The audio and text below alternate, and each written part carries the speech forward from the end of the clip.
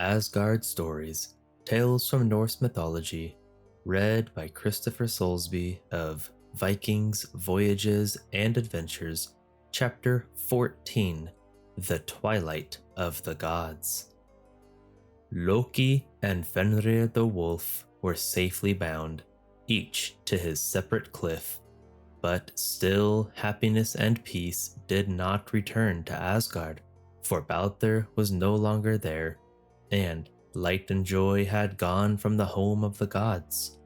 The Æsir felt that the twilight of the gods, which Odin knew was to come, must be near.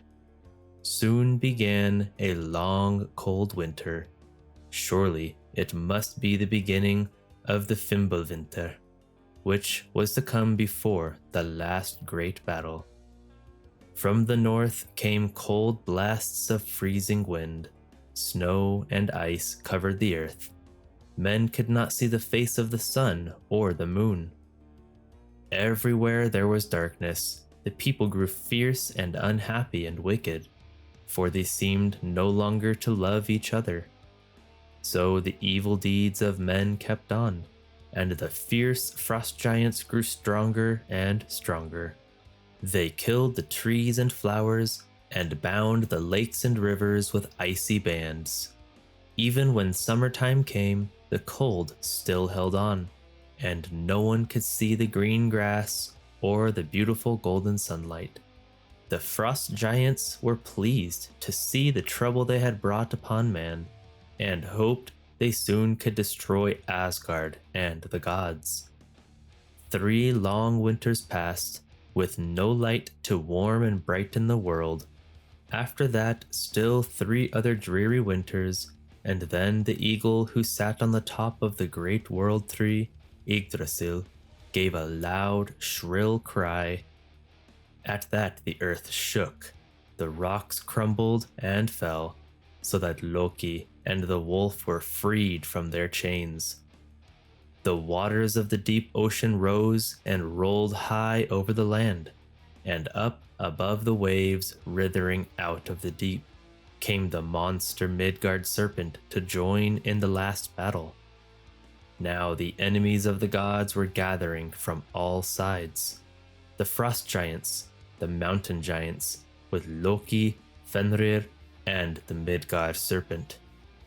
Heimdall, the faithful watchman, looked from his watchtower by the Rainbow Bridge, and when he saw the host of monsters appearing and raging towards Asgard, he blew his magic horn Gjallar, which was the signal of warning to the gods. When Father Odin heard the blast of Heimdall's horn, he hastened to arm himself for the battle. Once again, it is said the Allfather sought wisdom at Mimir's fountain, asking to know how best to lead the Æsir against their enemies. But what Mimir said to him no one ever knew, for a second call sounded from the Gjallar horn, and the gods, with Odin at their head, rode forth from Asgard to meet their foes. Thor took his place beside Odin, but they were soon parted in the struggle. The thunder god fell upon his old enemy, the serpent, whom twice before he had tried to slay. And after a fierce battle, he at last conquered and slew the monster. But the poisonous breath from the serpent's mouth overcame the mighty Thor, and he also fell. Heimdall and Loki came face to face, and each slew the other. Thus, every one of the gods battled each with his foe, till at last the darkness grew deeper, and all, both gods and giants, lay dead. Then fire burst forth, raging from Utgard to Asgard, and all the worlds were destroyed in that dreadful day of Ragnarök. But this was not the end of all. After many months and years and even centuries had passed, a new world began to appear. With the fair ocean and the beautiful land, with a bright, shining sun by day, and the moon and stars by night. Then once more the light and heat from the sun made the grass and trees grow and the flowers bloom. Balder and Holter came to this beautiful new world and walked and talked together. Thor's sons were there too, and with them the hammer Mjolnir, no longer for use against giants, but for helping men build homes. Two people, a man and a woman, who were kept safe through the raging fire, now came to dwell on the earth, and all their children and grandchildren lived at peace with each other in this beautiful new world. Balder and Holter talked often of the old days when the Æsir dwelt in Asgard, before Loki, the Wicked One, brought darkness and trouble to them.